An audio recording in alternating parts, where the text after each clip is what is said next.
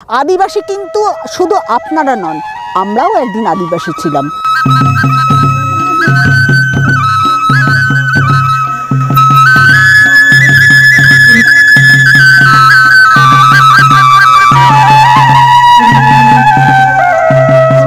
আমার কাজ হচ্ছে ফরেস্ট অ্যাক্টের ওপর।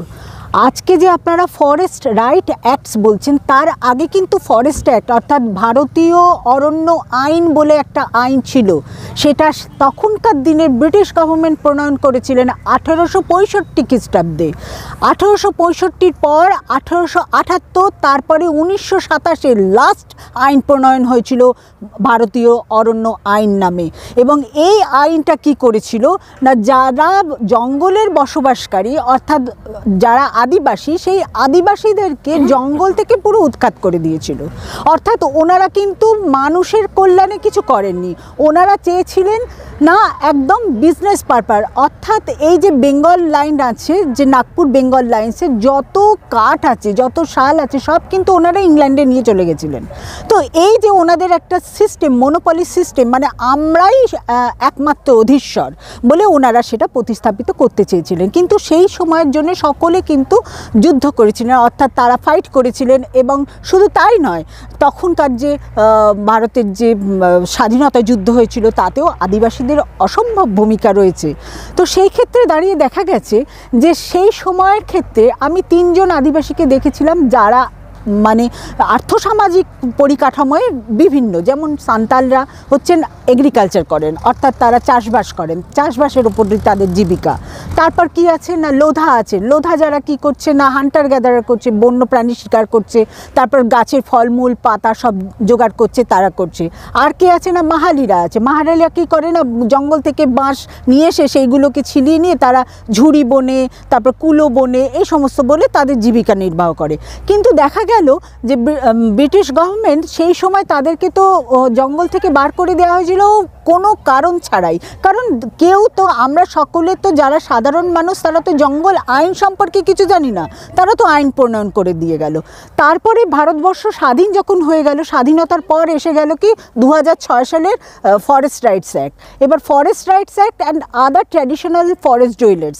তো সেক্ষেত্রে শুধু যে আদিবাসী রইল তা নয়, যারা জঙ্গলে বাস করে সবাইকে নিয়ে আইন প্রণয়ন হলো। এবং এই আইন প্রণয়ন করতে গিয়ে দেখা গেল যে তারা বলল যে 75 বছর অথবা 3 প্রজন্ম। এবার 3 প্রজন্ম আপনাদের যে বিবাহ প্রথা, আপনাদের অনেক ছোট বয়সে বিবাহ হয়ে যায়, তারপর যে 3 প্রজন্ম, কে আইডেন্টিফাই করবে এই 3 প্রজন্ম ধরে যে আপনারা আছেন? আপনারা তো অনেক প্রজন্ম ধরে আছেন, 3 কেন, আপনারা প্রায় 10 প্রজন্ম 12 প্রজন্ম ধরে আছেন। তো আপনারাই তো অধীশ্বর, আপনারাই তো আদিবাসী, আপনারাই জঙ্গলকে রক্ষা করেছেন। কারণ জঙ্গল আপনাদের কাছে আপনাদের মাতৃস্বরূপ, আপনারা সেই হিসাবে দেখেছেন।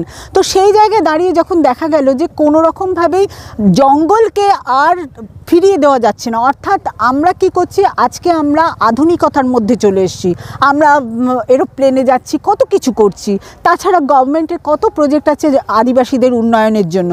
তো কেউ কেউ পাচ্ছে, কেউ কেউ পাচ্ছে না।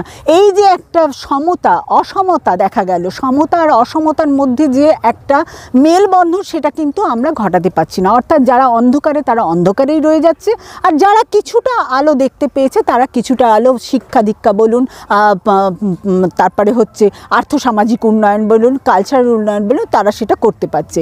এইরকমভাবে করতে করতে আমরা একদিন পৌঁছে গেছিলাম উড়িষ্যার একটা গ্রামে। উড়িষ্যার একটা গ্রামের মধ্যে কালাহান্ডি জঙ্গল, কালাহান্ডি ডিস্ট্রিক্ট এবং রায়গড়া ডিস্ট্রিক্ট, সেটা বিশাল ঘন জঙ্গল এবং পাহাড়ে পুরো এরিয়াটা ঘেরা আছে। সেখানে আপনাদেরই মতো একজন ট্রাইব আছেন, তারা হচ্ছেন ডোংরিয়া কোন্দ ট্রাইবের ওপর। এই কোন্দ ট্রাইবদের ওরা কিন্তু বিশাল কাজ করেছিলেন। কি কাজ করেছিলেন না, তারা হচ্ছেন কিন্তু ফাইটার ছিলেন। ফাইটার কিভাবে ফাইট করেছিলেন না, এরকম America, England, New Zealand, Australia, Africa, এই 5টা দেশ মিলে তারা একটা কোম্পানি তৈরি করেছিল। এই কোম্পানির নাম হচ্ছে বেদান্ত কোম্পানি।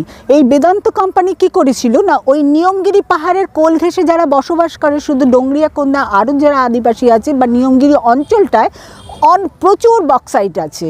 বক্সাইট কি করছে না, আমরা যেটা অ্যালুমিনিয়াম তৈরি করছি সেটা হচ্ছে সেই বক্সাইটটা হচ্ছে আসল তার কোর, এবং সেখান থেকে এছাড়া হচ্ছে অনেক গাছগাছরা আছে, পশু পাখি আছে, অনেক কিছু আছে যেগুলো আমাদের খুবই দরকার, এবং সেই মেডিসিনাল প্লান্ট বা ঔষধি গাছগুলো কিন্তু আমরা সেখান থেকে পেয়ে থাকি, এবং সেখান থেকে অনেক ওষুধও তৈরি হচ্ছে।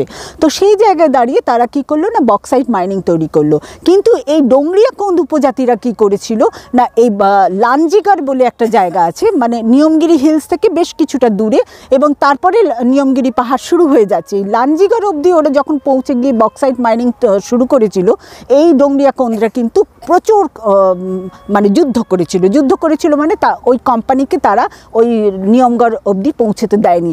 তারা মনে করতো যে নিয়ম রাজা হচ্ছে তাদের ভগবান, নিয়ম রাজা তাদেরকে রক্ষা করেছে এবং তারা বেঁচে আছে, তাদের আর্থসামাজিক উন্নয়ন করছে, তাদেরকে রক্ষা করেছে, তাদেরকে বাঁচিয়ে রেখেছে। তো সেই জন্য ওরা নিয়ম রাজাকে রক্ষা করতে, অর্থাৎ নিয়ম রাজা কে না, প্রকৃতি কেন না, সেখানে মেডিসিনাল প্লান্টস আছে, পশু পাখি আছে, আরও বক্সাইট আছে, আরও কত সিস্টেম আছে। তো ভারতবর্ষের যে ঐতিহ্য, সেই এনভায়রনমেন্ট, সেই প্রাকৃতিক পরিবেশকে তারা রক্ষা করেছিল। এবং শুধু তাই নয়, এই যে আমরা গ্রামসভা 12টা গ্রাম মিলে ওখানে গ্রামসভা গঠন হয়েছিল, এই গ্রামসভা গঠন হওয়াতে যে শুধু লোয়ার কোর্ট নয়, আমাদের মহামান্য আদালত সুপ্রিম কোর্ট কিন্তু ওই গ্রামসভাকে সম্মান দিয়েছিলেন, এবং সুপ্রিম কোর্টই ওদেরকে বলেছিলেন না, গ্রামসভা যা বলছে সেটাই হবে, এবং সেটাই করা হয়েছিল, এবং তাদেরকে রক্ষা করা হয়েছিল। সেই জন্যে আমাদের তদানীন্তন সরকার কি করেছেন না, তদানীন্তন সরকার তাদেরকে একেবারে আলাদা করে দিয়েছেন। তাদের ভোটার কার্ড নেই, তাদের আধার কার্ড নেই, তাদের কিচ্ছু নেই, তাদেরকে ভোট পর্যন্ত দেওয়া হয় না, তারা দুবেলা দুমুঠো খেতে পাবে সেই খাওয়ার পর্যন্ত তাদের নেই, জঙ্গল থেকে যা পাচ্ছে তাই খাচ্ছে। এছাড়া তাতে কি তারা রেশন পর্যন্ত পায় না। এর সাথে যখন মানে ফরেস্ট মিলে যখন হয়েছিল Mahatma Gandhi national rural employment guarantee act, সেখানে 100 দিনের রোজগারকে বরাদ্দ করা হয়েছিল। যদি সরকার 100 দিনের রোজগার দিতেন তাহলে 265 দিন তারা কি খাবে? তাহলে এই যে 100 দিন আর 265 দিনের যে ফারাক হয়ে গেল, মানুষ কিছুটা অর্থ পেল, কিন্তু সেই কিছুটা অর্থ তারা কাজে লাগাতে পারলো না। শুধু তাই নয়, একটা গ্রামের মধ্যে যদি 21 জন থাকে, 21 জন কিন্তু পেল না, তারা পেল অন্তত একটা ঘর ছেড়ে একটা ঘর, অর্থাৎ সেখানে দেখা গেল 10টা ঘর পেল। সো এই যে একটা অসমতা তৈরি হয়েছে, এবং এই অসমতা তৈরি হওয়ার জন্য আমাদের যে আর্থসামাজিক উন্নয়ন একেবারে ধ্বংস হয়ে গেছে। তো এই আর্থসামাজিক উন্নয়নকে তৈরি করতে গেলে আমাদেরকে সকলকে সংঘবদ্ধ হতে হবে। আদিবাসী কিন্তু শুধু আপনারা নন, আমরাও একদিন আদিবাসী ছিলাম। তো আমরা সকলেই কিন্তু আদিবাসী হিসেবেই পরিচিত। আজকে আমাদের হয়তো গোত্র অন্য হয়েছে, আমাদের টাইটেল অন্য হয়েছে, আমরা এই সমাজে রয়েছি, ওই সমাজে রয়েছি। তো জাতি, বর্ণ, ধর্ম নির্বিশেষে আমাদের সবাইকে এগিয়ে আসতে হবে, সবাইকে সংঘবদ্ধ হয়ে আমাদের সবার জন্য সবাইকে লড়াই করতে হবে। ধন্যবাদ।